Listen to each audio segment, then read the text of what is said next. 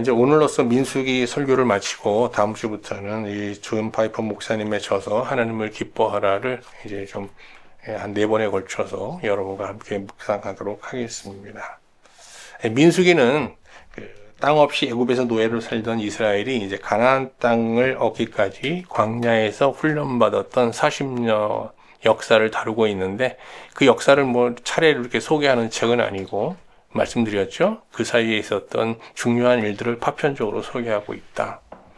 그런데 이 민수기의 마지막은 이제 이스라엘이 가나안 땅에 들어가서 지켜야 될 법령을 선포하는 내용으로 끝납니다.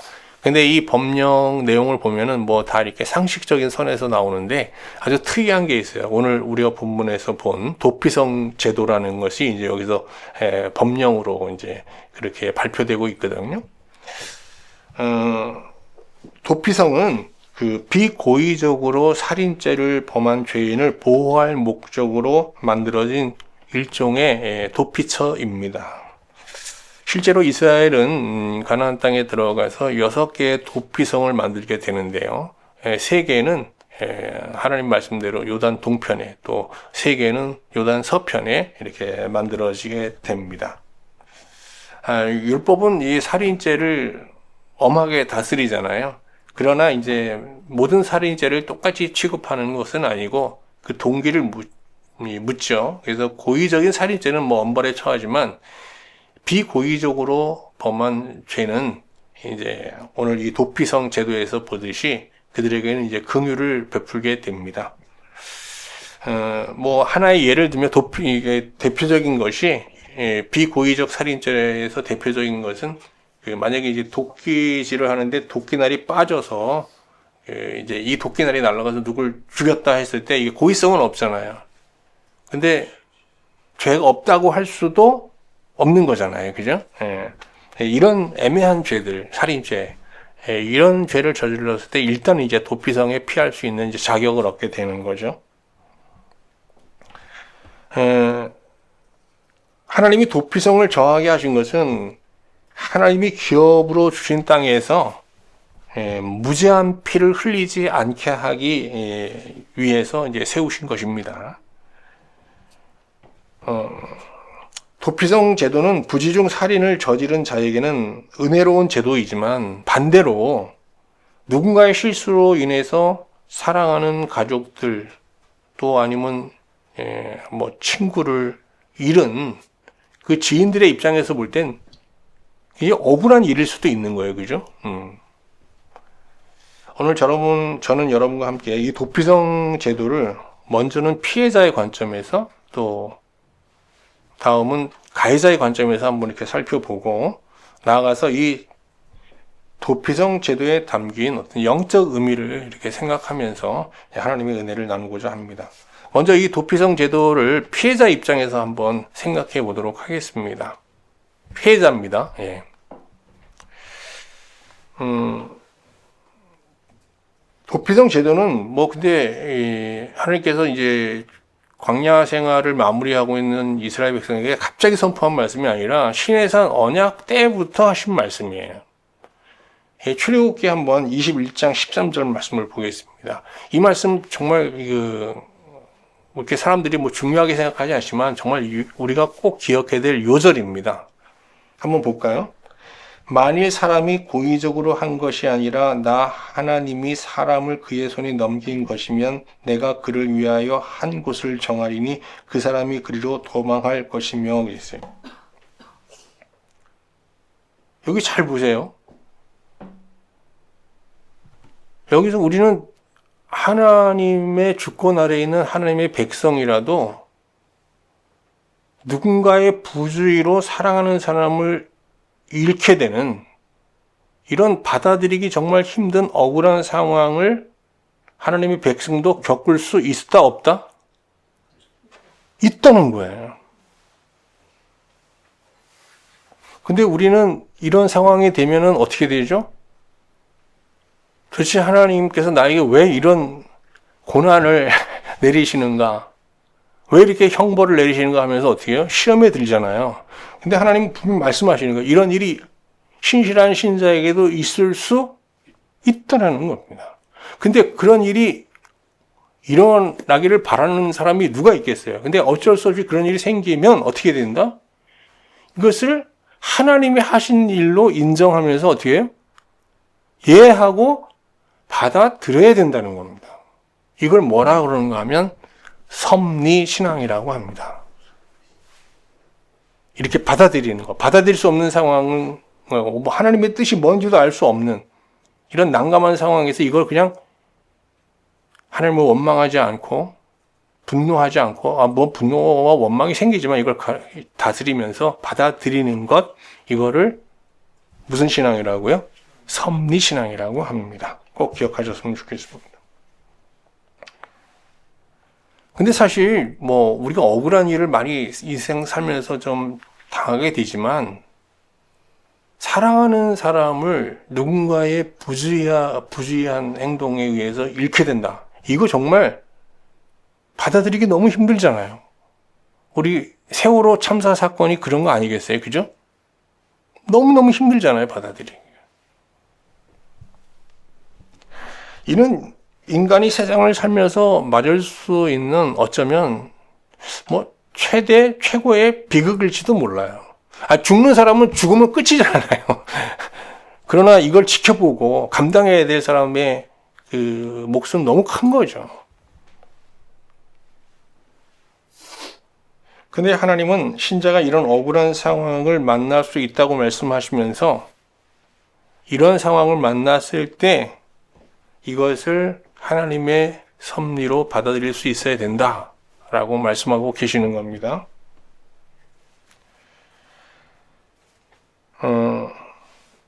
우리가 반대로 이런 억울한 상황을 만났을 때 그런데 이걸 하나님의 섭리로 받아들이지 못하면 어떻게 될까요?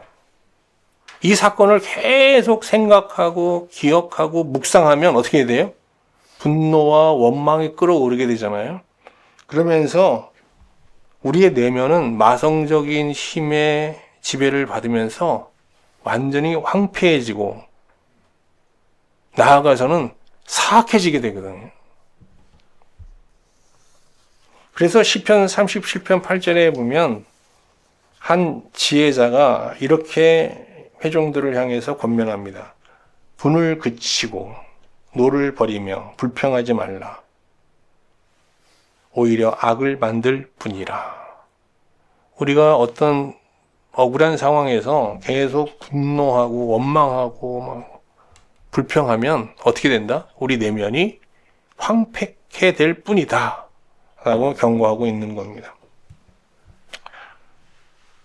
신자는 이런 극한 상황에서도 어떻게든지 하나님을 의지하면서 자기 마음을 다스리면서 이것을 하나님의 섭리로 받아들이려는 자세를 취해야 되는 것입니다. 그런데 이 섭리신앙은 크게 두 가지로 나눠져요. 하나는 상황적 섭리신앙이라고 하고 하나는 절대적 섭리신앙이라고 해요. 상황적 섭리신앙이라는 것은 신자는 하나님의 주권 아래 살기 때문에 기본적으로 형통한 삶을 살아야 한다라는 전제에서 출발합니다. 여러분, 이런 전제가 여러분에도 있나요? 자, 우리가 이제 하나님을 아버지라고 부르는 하나님의 자녀로 살아요. 하나님께서 아버지로서 우리의 삶을 인도하셔요. 그러므로 신자의 삶은 이 다른 사람, 하나님을 믿지 않고 하나님 없이 사는 사람들에 비해 모든 상황이 형통해져야 된다. 잘 돼야 된다. 이런 전제를 여러분도 깔고 하나님을 섬기고 계신가요? 대답을 안 하시는데,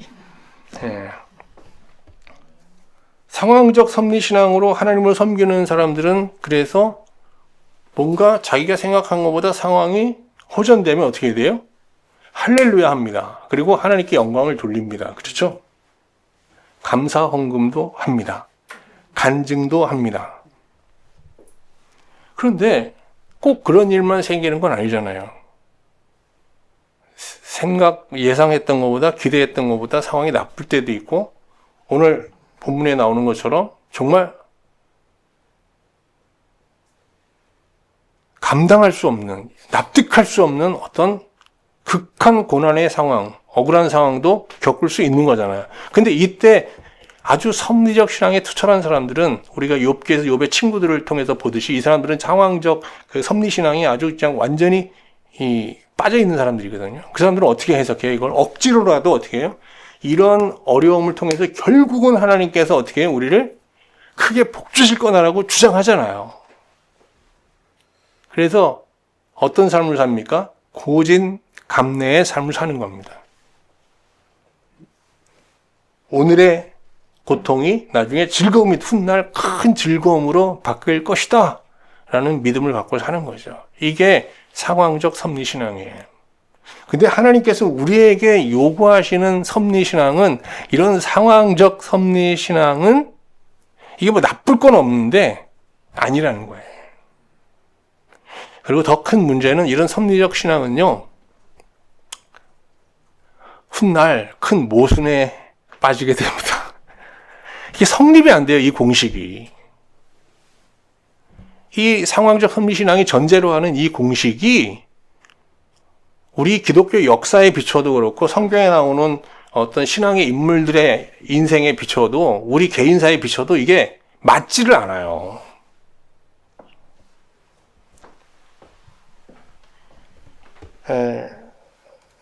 그러면 절대적 섭리신앙은 어떤 것일까? 이게 이제 하나님이 우리에게 지금 요구하시는 진정한 의미의 이제 섭리신앙이잖아요. 절대적 섭리신앙은 신자의 삶은 하나님의 주권 아래에 있기 때문에 그가 겪는 모든 상황에는 하나님의 선한 뜻이 있다라는 전제에서 출발합니다. 그래서 우리가 좋은 일이 있든 좋은 상황이든 나쁜 상황이든 여기서 그는 그 상황 자체로 기뻐하고 또 낙심도 하죠. 그거는 어쩔 수 없어요. 인간이기 때문에. 그런데 거기서 끝나지 않아요. 좋은 일이 생겨도 감사하면서 기뻐하다가도 그때 하나님께서 나한테 이렇게 갑자기 상황을 좋게 하는데 여기는 무슨 뜻이 있지? 이렇게 묻는 겁니다. 또 정말 예상하지 못한 아주 곤란한 상황을 만났을 때, 정말 받아들이기 힘든 좀 억울한 상황을 만났을 때도 마찬가지거든요. 낙심하고 절망하다가도 근데 여기 하나님께서 이걸 허락하신 하나님의 뜻은 뭐야? 하고 묻게 되는 겁니다. 그리고 그 어떤 상황에서든지 하나님의 선한 뜻을 찾으려고 하고 찾으면 그 뜻에 순종합니다. 그리고 그때 비로소 기뻐합니다. 이 상황, 요 상황을 뭐라는가 하면 영화라고 합니다. 왜 영화라고 하는가 하면 우리가 어떻게 돼요? 하나님 앞에 좀 더 온전한 존재로 변화되기 때문에 그래요. 이게 내 존재가 변화되는 기쁨을 얻는 거예요. 그걸 영화라고 하는 겁니다.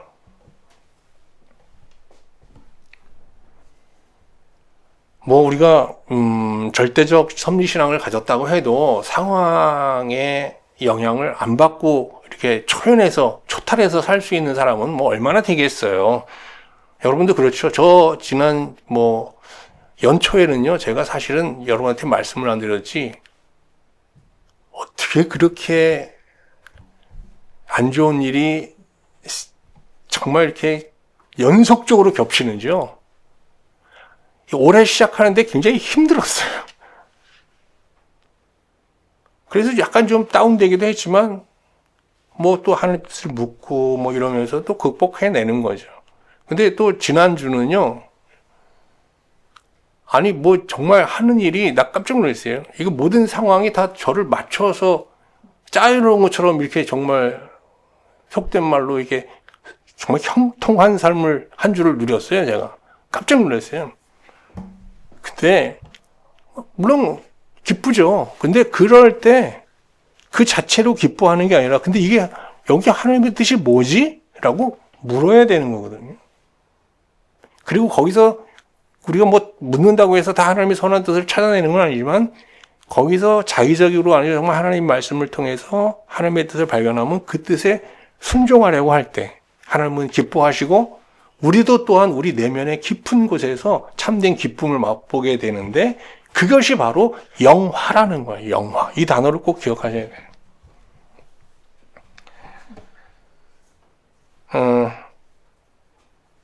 그런데 한국 교회는 섭리신앙에 좋은 전통을 갖고 있는데 한국 교회가 지향하는 이 섭리신앙은 어떤 신앙입니까? 사실 상황적 섭리신앙이잖아요.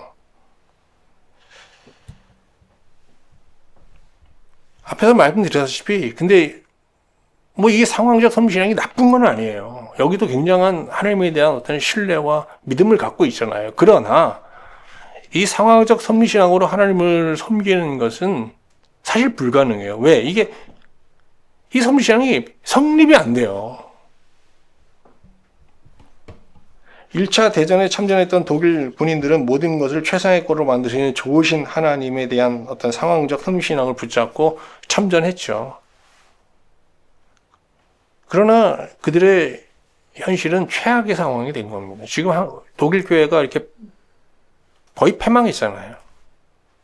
그게 뭔가 하면 섭리신앙, 이 상황적 섭리신앙의 모순에 빠져서 무너진 겁니다, 여러분.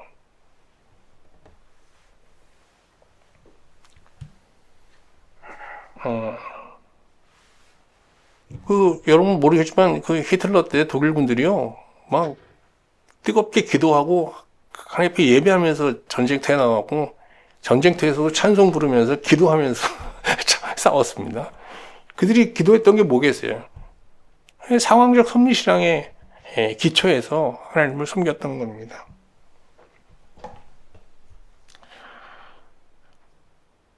하나님을 잘 믿고 선하게 살면 모든 것이 잘 된다는 그 섭리신앙, 상황적 섭리신앙은 이게 말씀으로부터 나온 기독교 진리에부터 나온 이게 신앙이 아니거든요. 이거는 그냥 사람들이 신의 도움으로 이 세상에서 좀 더 쉽게, 다른 사람보다 쉽게 더 잘 살기를 바라는 그런 기복적 기대에서 나온 기복적 신념에 불과한 거예요. 그런데 이런 터무니없는 그 믿음을 정당화하기 위해서 보통 제일 많이 인용하는 게 뭡니까? 히브리서 12장 1절 말씀. 믿음은 바라는 것들의 실상이라고 하면서 모든 미래를 낙관적으로 보는 거. 하나님의 도움으로 잘 될 거라고 생각하고 살아가는 거. 이걸 믿음이라고 착각하는 사람들이 많잖아요, 사실. 제가 이제 이런 얘기하면 많은 분들이 가끔 그랬어요. 저를 찾아와서. 목사님은 참 설교 쭉 들어보니까 믿음이 없으신 것 같아요. 그랬어요. 그래, 전 이런 믿음은 없어요. 하나님 믿으면 미래에 죽어서 천국 갈 거라는 믿음 정도는 있지만은 잘 될 거라는 믿음은 크지 않아요. 잘 되기를 바라는 마음은 있어요. 근데 믿음은 없어요.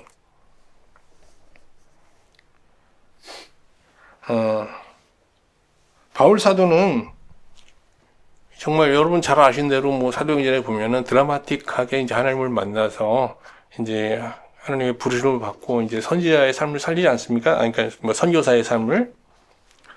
그런데 그는 다메섹에서 회심한 이후 정말 하나님과 친밀한 교제를 나누면서 살게 된 이후부터 이 세상 사람들 겪지 않는 정말 저주받은 사람의 인생을 살잖아요. 그들의 인생의 환난과 고난이 그치질 않습니다. 그가 받은 그 환난들을 로마서에서 열거하는데 그 단어 아시죠? 많이 기억하시죠? 뭐 환난, 공고, 핍박, 기근, 수치, 위험, 옥에 갇힘. 근데 이거 그냥 그가 책상에 앉아서 쓴 게 아니라 그가 다 겪은 일들이잖아요. 그것도 한 번이 아니라 수차례 이상 겪은 일들이잖아요.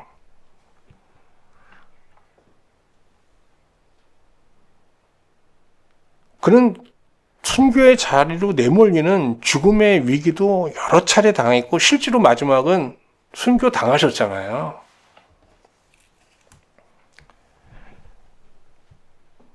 일반 신자가 신앙생활 중 이런 환난을 만나면 바울이 만났던 이런 환난들을 만약에 누군가가 받게 된다면 그 믿음을 지키면서 견딜 신자가 얼마나 될까요? 많지 않을 것 같아요. 그런데 바울은 이런 환난을 너무 쉽게 이겼어요. 로마서에서 기억하시죠? 로마서 8장 35절에서 뭐라고 하는가 하면 누가 우리를 그리스도의 사랑에서 끊으리요? 환난이나 공고나 박해나 기근이나 적신이나 위험이나 칼이랴? 아니 그건 뭐 하나님과 내 사랑을 못 끊어. 내가 하나님의 사랑으로, 하나님의 사랑 안에서 하나님을 신뢰하는 믿음으로 그걸 어떻게 해요? 그 안에서 자기는 하나님의 선한 뜻을 얼마든지 찾아낼 수 있고 수정할 수 있다. 이렇게 얘기하는 거잖아요. 그게 이제 승리의 삶이거든요. 어마어마한 승리잖아요. 영적 승리. 그래서 로마서 8장 37절에서 그렇게 말합니다. 그러나 이 모든 일에 우리를 사랑하시는 이로 말하면 우리가 넉넉히 이긴다. 그래서 오늘 설교 제목을 승리의 삶으로 잡았어요. 이 절대적 섭리신앙을 가진 자만이 영적 싸움에서 승리하는 삶을 살 수 있다는 거예요. 바울에게서 보듯이 절대적 섭리신앙이라는 것은 모든 상황, 그러니까 받아들일 수 없는 극한 상황에서도 예하고 받아들이는 겁니다. 그리고 그 안에 숨겨진 하나님의 뜻을 물으며 그 뜻에 순종하는 승리의 삶을 살고자 하는 것, 이게 절대적 섭리 신앙의 이제 요체인 것입니다. 폴 틸리라는 신학자가 그의 책 존재의 용기라는 책에서 섭리신앙을 언급한 바 있어요. 거기서 그는 섭리신앙을 이렇게 이제 정의하고 있습니다. 한번 들어보시죠. 여기서 이제 비존재라는 단어가 나와요. 이거 뭐 좀 어려운 단어인데, 비존재라는 것은 존재이신 하나님을 대적하는, 적대시하는 모든 일체의 세력을 말해요. 그러니까 그냥 우리가 세상 나라, 내지는 뭐 사탄, 이렇게 보시면 됩니다. 자, 한번 들어보시죠. 참된 섭리 신앙은 운명에 내모는 힘에도 불구하고 비존재의 위협이 주는 불안과 절망에도 불구하고 실존의 재앙과 의미의 붕괴에도 불구하고 이 모든 상황을 하나님의 섭리로 받아들이며 하나님께 예라고 대답하는 용기다. 섭리신앙은 뭐다? 용기다. 어떤 용기? 어떤 이 세상의 위협과 그런 협박 앞에서도 하나님을 부정하지 않고 하나님을 원망하지 않고 그 상황을 그대로 받아들일 수, 예라고 하며 받아들일 수 있는 용기, 이게 섭리신앙이다 라고 얘기한 겁니다. 실제로 이제 기독교 역사에 보면 많은 순교자들이 이 섭리신앙, 어떤 상황에도 하나님의 뜻에 이해하면서 그 안에 하나님의 뜻에 복종하면서 이제 순교하셨잖아요. 하나님의 말씀으로 세상의 유혹과 유혹을 물리치면서 하나님의 뜻에 진정 복종하며 하나님의 자녀로서의 삶을 살고자 하는 신자에게 필요한 은혜는 상황적으로 막 형통의 은혜가 아니라 어떤 상황에서도 하고 이걸 받아들일 수 있고 또 하나님의 선한 뜻에 복종할 수 있는,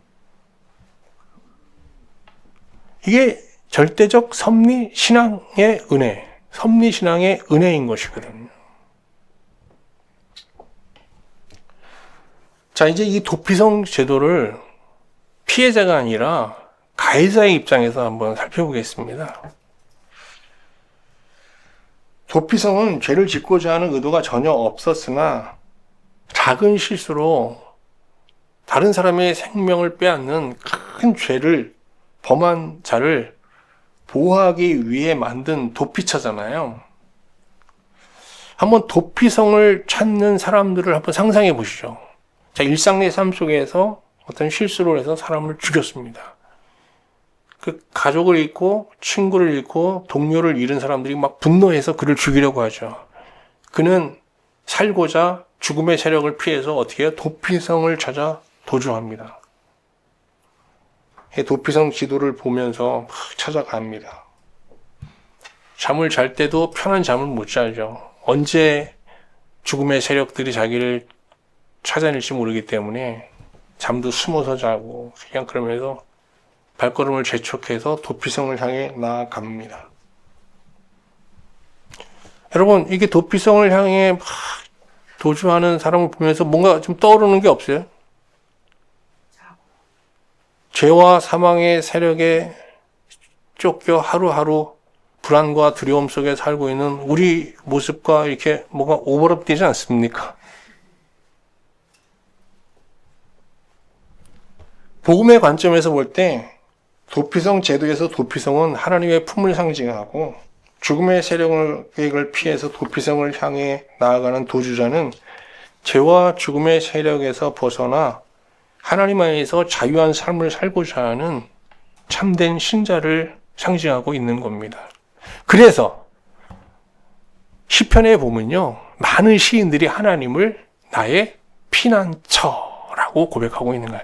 나의 성, 나의 강한 성, 도피성이란 뜻이에요, 사실. 하나님이 나의 진정한 도피성이십니다라는 고백을 갖고 살았죠. 이 도피성 제도를 보면서 신자는 죽음의 세력을 피해 도피성으로 도주하는 도망자처럼 죄와 사망의 세력으로 벗어나 자유한 삶을 살고자 하나님을 향해 나가는 영적 도주자들이구나라는 생각을 하게 됩니다. 여러분과 저는 영적으로 볼 때는 지금 도피성을 향해 나아가 도주하는 도망자들인 거죠. 신자가 죄와 사망의 세력으로부터 받는 추격을 받으면서 받는 마음에서 느끼는 어떤 심리적 불안은 다양하거든요.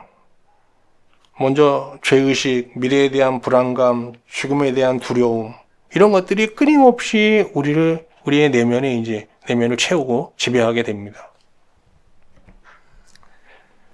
아까 폴 틸릿이라는 신학자의 표현으로 하면 이게 다 뭐예요? 비존재의 세력들이겠죠.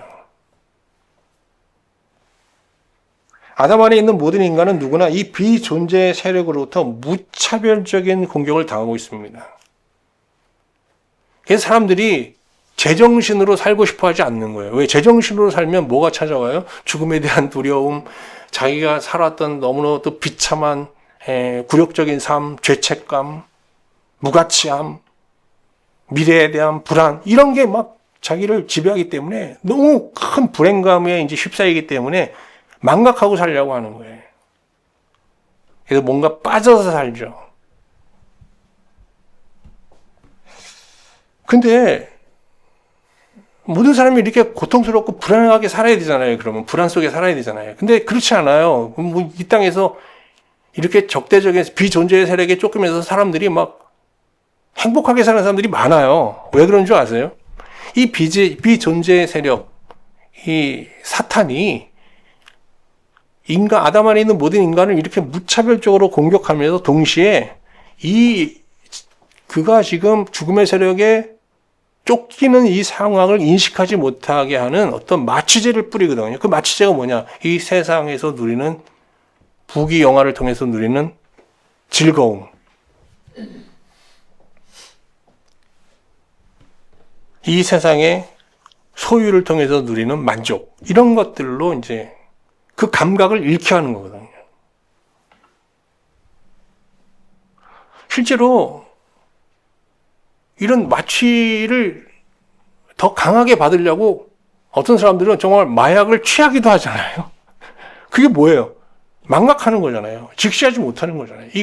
이 영적 감각을 스스로 포기하는 거잖아요. 성경에 보면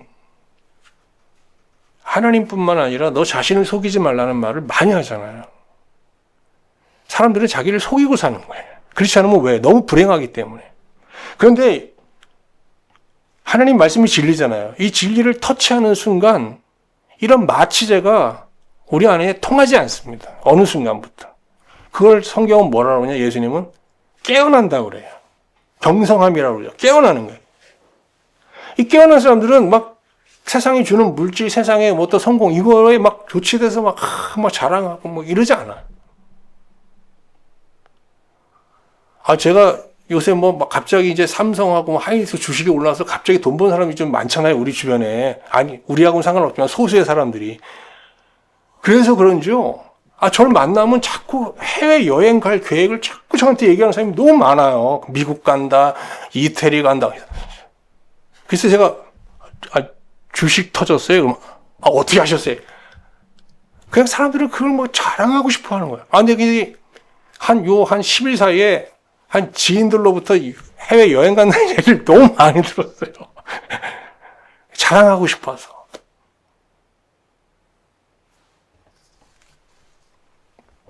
근데 이 진리의 터치를 받은 사람들은 그런 거에 그렇게 막 감동을 받고 마취가 잘 안 돼요, 이게. 그래서 심각해 사는 게. 그 대신 어떻게 됩니까? 도피성을 찾아요. 애가 3장 19절 23절 보세요. 이게 이제 예레미야의 고백이거든요. 예레미야가 진리를 터치하는 순간 깨닫게 된 이 과정. 한번 볼까요? 꼭 기억하셔야 될 구절인데요. 내 고초와 재난, 곧 쑥과 담즙을 기억하셨어요. 내 마음이 그것을 기억하고 내가 낙심이 되오나. 자, 자기 현실, 영적 현실을 직시했어요. 그러니까 어떻게 돼? 낙심이 되잖아요. 이것을 내가 내 마음에 담아두었더니 그것이 오히려 나의 소망이 되었어요. 그런데 그 낙심이 소망이 되었어요. 왜? 뒤에 나옵니다. 여호와의 인자와 긍휼이 무궁하심으로 우리가 진멸되지 아니함이니이다. 이것들이 아침마다 새로우니 주의 성실하심이 크시도소이다. 하나님의 긍휼과 자비라는 도피성 안에 거하면서 이 불안과 두려움이 어떻게 됐어요? 이 낙심이 소망으로 바뀌었어요. 여기서 하나님의 긍휼이란 단어는 히브리어로 라훔이라고 하는데 이 어머니의 자궁이라고 하는 레헴에서 나온 어원이 같은 단어예요. 그러니까 똑같은 단어예요, 사실은. 여러분, 한 여인이 자궁에 태아를 품고 있을 때 그 태아와 그 어미는 어떻게 되세요? 둘이에요, 하나예요? 하나입니다. 아이가 떨면 같이 떨고 아이가 힘들어하면 같이 힘들어하죠. 근데 아이가 막 기분이 좋아서 발을 차면 어떻게 해요? 딱 좋아합니다. 그리고 항상 손이 어디가 있어요? 아이를 감싸고 있어요. 하나님이 우리의 완전한 도피성, 즉 라햄이 되는 겁니다. 라훔. 자궁이 되시는 겁니다. 그래서 많은 사람들이, 많은 신앙의 선배들이 하나님을 나의 피난처라고 고백하며 하나님을 섬겼던 겁니다. 그 대표적인 시가 이제 시편 91편이에요. 그래서 오늘 여러분과 함께 시편 91편을 함께 보았거든요. 시편 91편 1절 2절 한번 볼까요? 지존자의 은밀한 곳에 거주하며 전능자의 그나라에 사는 자여, 나는 여호와를 향하여 말하기를 그는 나의 피난처요 나의 요새요 내가 의뢰하는 하나님이라 하리니. 그랬어요.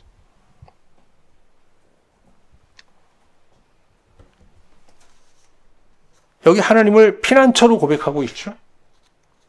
근데 이 시인이 하나님을 피난처로 고백하는 가운데서도요, 오늘 이 시편 91편을 여러분 개인적으로 한번 읽어보세요. 사람이 상상할 수 없는 극한 고난의 상황을 겪게 됩니다. 밤에는 어둠의 공포와 싸워야 했고, 낮에는 날아오는 화살과 맞서야 했고, 또 이제 뭔가 포위된 상황이었던 것 같아요. 그러니까 여기 이제 위생이 떨어져 보니까 전염병이 돌기 시작했고요. 그래서 91편 7절 보세요. 어떤 고백까지예요? 자기 왼편에는 몇 명이 죽어 있어요? 1000명이. 오른편에는요, 10,000명이 쓰러져 있다는 겁니다. 그러니까 막 우리가 상상하기 어려운 어떤 극한 상황을 표현하고 있는 겁니다. 그런데 이런 상황에서도 이 사람이 낙심하지 않아요. 절망하지 않아요. 그 이유는요, 14절 볼게요. 하나님이 이르시되 그가 나를 사랑하는즉 내가 그를 건지리라. 그가 내 이름을 아는즉 내가 그를 높이리라 하겠어요. 그래서 이 시인은 하나님의 그 사랑을 그 가운데서도 확신하면서 기도하거든요. 하나님의 구원을 바라면서 기도합니다. 15절 16절 그가 내게 간구하리니 내가 그에게 응답하리라. 그들이 환난당한 때에 내가 그와 함께하여 그를 건지고 영화롭게 하리라. 내가 그를 장수하게 함으로 그를 만족하게 하며 나의 구원을 그에게 보이리라 그랬어요. 여러분, 여기서 누가 생각나죠? 이 시의 저자는 다윗으로 추정되고 있습니다. 이게 다윗의 시로 많이 추정하고 있는데 다윗이라고 명시는 안 되겠지만 그렇게 추정하는 겁니다.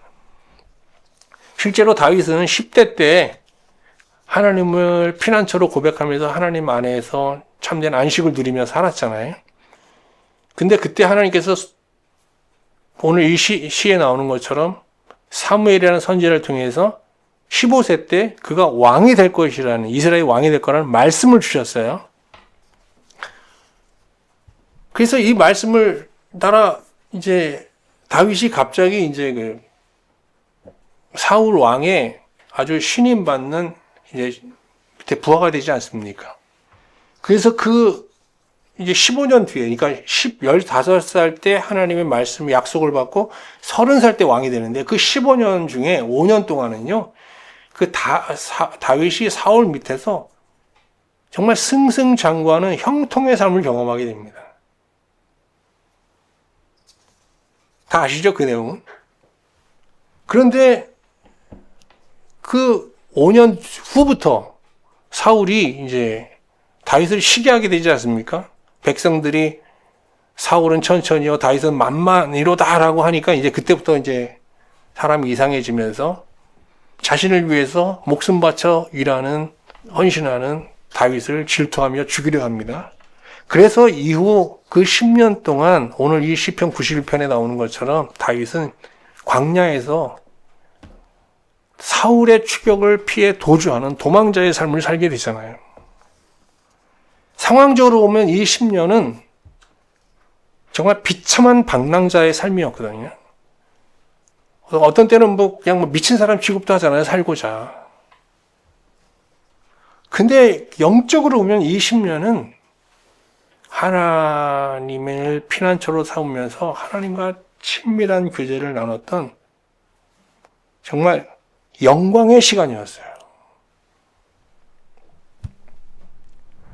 훗날 다윗은 하나님의 말씀대로 이 고난을 다 인내하고 왕이 됐어요. 근데 나중에 이제 시간이 없어서 못 보겠지만 다윗이 그 왕이 된 상태에서 이제 막 하나님 앞에 감사기도 하는 거 보면 왕이 되어서 기뻐하는 게 아니에요. 그걸 기뻐하지 않아요. 하나님께서 그가 하나님을 피난처로 삼고 살았을 때 주신 약속의 말씀이 자기 안에서 성취되었음을 보면서 기뻐합니다. 이해가 되시죠? 다윗의 신앙은 상황적 섭리신앙이 아니라 뭐였다? 절대적 섭리신앙이었다라는 거예요. 그리고 왕궁에서 살면서도 그 왕궁의 화려함 속에서 기뻐하고 만족해야 하는 게 아니라 그 자기가 살고 있는 집에 하나님이 거하시는다는 그 사실을 확인하면서 기뻐했거든요. 그래서 여호와의 장막이 어찌 이리 아름다운고 하면서 찬양하잖아요. 이게 바로 영화의 기쁨이고 영화의 구원인 겁니다.